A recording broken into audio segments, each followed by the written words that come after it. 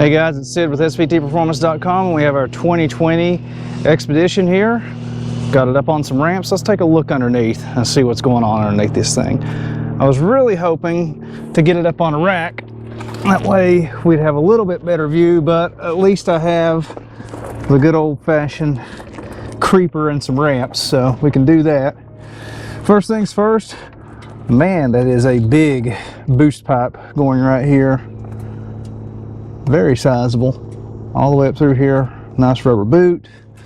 Looks to be a pump here. I don't know what that's going to. I don't know. Got some kind of control on it. This is a plastic tube, quick connect. I don't know if you guys know what this is. Pop it down in the comments. I'd like to see. I can see here, hot side of the intercooler. Got our twin pipes coming in, and the intercooler is not huge. It's not tiny, but you know, for a 3.5 liter, I would like to see a bigger one. That's what she said. But yeah, the intercooler, a little bit on the smallish side. Ford's been known to do that. So, taking a look up in here, let's get a little bit of light on the situation. Got our 3.5 liter, and you can see a ton of space between the engine here. You got your oil filter, fairly easy to get to, but of course you are going to lubricate your cross member, but they do have a nice little funnel here to channel the oil away. So we've got the engine up there, just buried in underneath some piping and everything, but not terrible. This is the big thing though. Fully boxed steel frame all the way through. One of the last SUVs to have such a feature, and it's nice to see. You can see we got a little bit of road grime on this one. As we mentioned in our driving video, this bad boy is a two-wheel drive. So you don't have a half shaft coming in and going right here. So I'm pretty sure that allows these wheels to turn a little bit harder, and it really shows. This thing has a ridiculous turning radius. But we got fabricated steel lower control arm, steel upper control arm, and an aluminum knuckle. You can see the shock here. We have the variable valving on the shocks, and looks like a level sensor right here. Let's get it ready to say level sender, but level sensor to know how loaded the suspension is. So that's neat. Ford putting a lot of technology into stuff like that. Poor excuse for a skid plate, but it's protecting your steering, so it's there. And then we have these felt panels under the engine and transmission to cut down on NVH, and this is a quiet ride, so you have to say they do work. I'm guessing to change the oil you're taking one of these down, probably this one, but it does look like it's pretty simple, and you can see that these bolts have been out before. Looks like 2 bolts here and here, and a couple smaller ones back here. So pull this panel out of the way to change your oil. Let's see, what else can we see while we're under the front? Got the back of the brakes here. Let's get a little bit of light on it again. Back of the brake there. Get a better look at that knuckle. Over here underneath the bumper, got a cab mount. And you can make out a little bit of the radiator in there. Not a whole lot. You can see this thing has the active grille shutters on it. Get you a little bit better mileage going down the road. Let's see if we creep on back. It starts to get a little bit tighter because this thing is a two-wheel drive and does set a little bit lower. This is your actuator motor for your power running boards on the front. Little Y pipe in here. Transmission is buried under this sound shield. Well, we got the transmission in there, 10R80.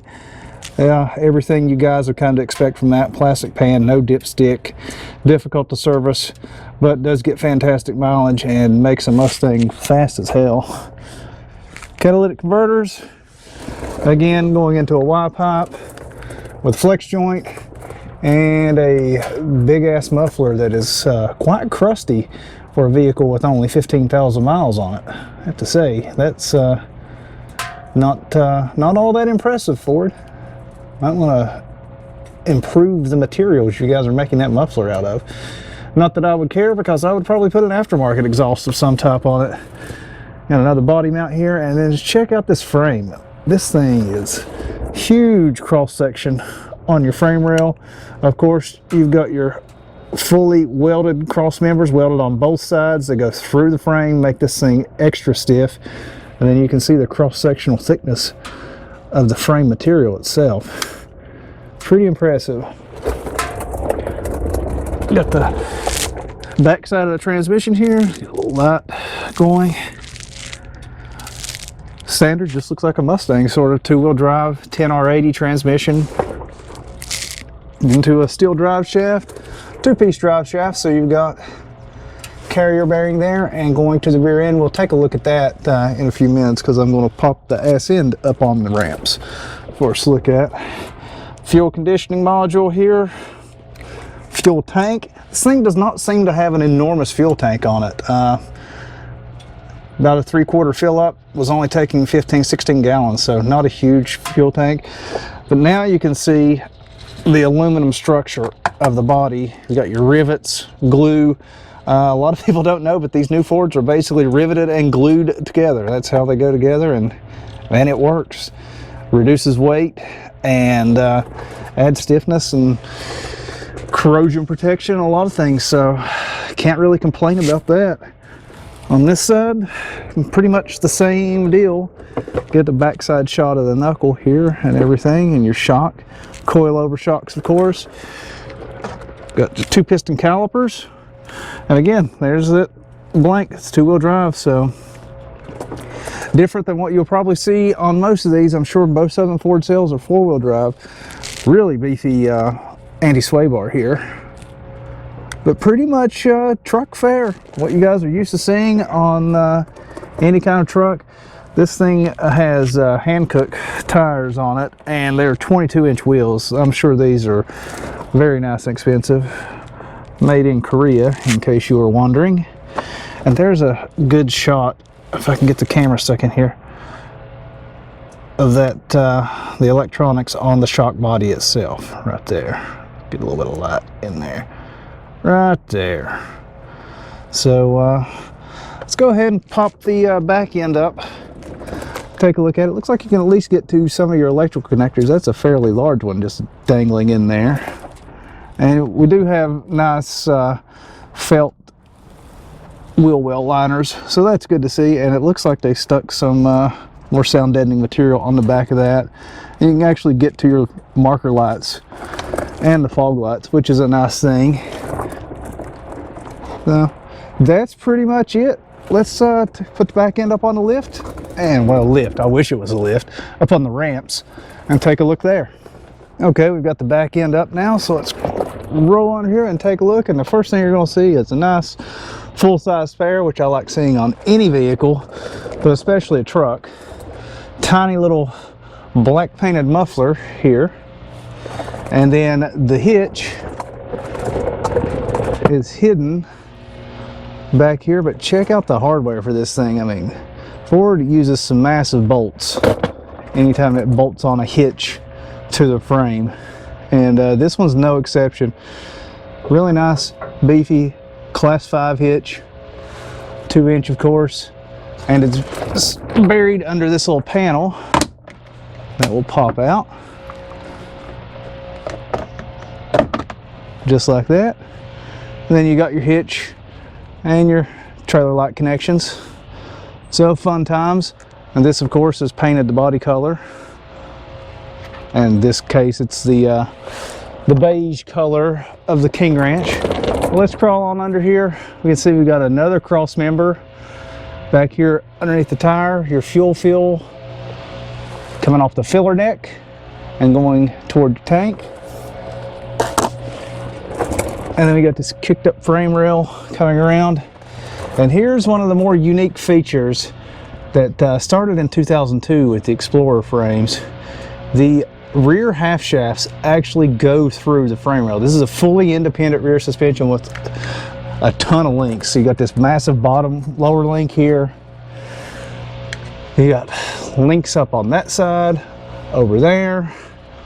Lots and lots of links. Lower links think it's like 4 or 5 links on this. I haven't actually counted. I'm not sure what you would call this particular style of transmission, oh, not transmission, rear suspension, but plenty of linkage going on. Again, you've got rear knuckles, aluminum rear knuckles matching the front knuckles. So use of aluminum there for weight savings. Nice beefy steel half shaft with a good sized CV joint. Electronic parking brake, which will make this caliper really expensive to replace in the future. And then your good Ford 9 3/4 inch rear axle that is covered in road salt. And check this aluminum link out. So even though it's a fully independent rear suspension, you've got this massive support brace here holding the pumpkin up. It's attached to the frame here, over here, through the rear cover, which has drain and fuel plugs. That's very nice to see. It's an aluminum cover. And then this is your front support. 4 massive bolts going into the cast iron and then bolting in up here on the frame. So, and it looks like a little piece for attenuating some NVH. U-joints are not huge. I would expect them to be a little bit bigger, especially as heavy as this vehicle is, and it's set the way it's set up to tow, plus having that very torquey EcoBoost V6. But Ford must have tested it out, and that's the proper size, but I would expect them to be a little bit larger than that. You see the fuel fill going into the tank, and this particular tank was made a little over a year ago. But that's pretty much it. It's funny, this side of the muffler is not completely crusted over, but the outboard side looks pretty bad. Got a little sway bar action going on, and get you a shot of what the CV joint looks like. Check out that ball joint on this lower control arm. Again, you got your coil-over rear suspension, which works really, really well on this vehicle. Very impressive. But this thing just has a massive, massive frame on it, and it's great to see that SUVs are still made like this. You know, I know a lot of guys aren't crazy about the independent rear suspension, but for the use of this vehicle, you're not giving up anything by going to an IRS. You're not going to take this thing off-road. If you want to do that, go buy a Bronco. It'll get by just fine the way it is. It will ride better, handle better, be more comfortable, and ultimately much better for your use as an on-road SUV with this IRS. And if you don't believe that, ask GM, because they just copied Ford, which have had the IRS in the Expeditions for nearly 2 decades. And Ford and GM just did it with the Tahoe. So Ford obviously ahead of the game once again in the SUV market. And it's really good on this one. Here's another level sensor on the rear control arm here. All ties in with the electronics on the shocks to make the ride as good as it can possibly be. And I guess there's 4 of these. Yep, here's another one. You know, I would not be surprised to see Ford add an airbag suspension to this thing in the future. I mean, there's a ton of room where they could put a small compressor, small tank, things like that. Up here, a lot of dead space. Here's actually the HVAC lines coming in for the rear HVAC system for the rear passengers. Another body mount here. But that's pretty much the tour. Not a lot of super weird things going on. A lot of the parts we've seen previously, you know, 10R80 transmissions and thing. The big thing that makes this one different is this 9 3/4 inch IRS rear end, which if you look at this thing, there's a possibility you may be seeing this in a Mustang in the future. I'm not saying that you will, but if there is a situation where the Super 8.8 is not enough to handle it, there is an option to go bigger already on the part shelf. But that's pretty much it, guys. I hope you guys enjoyed the tour, and please subscribe to the channel. We'll have more videos coming out. Got a F-250 trimmer on the way.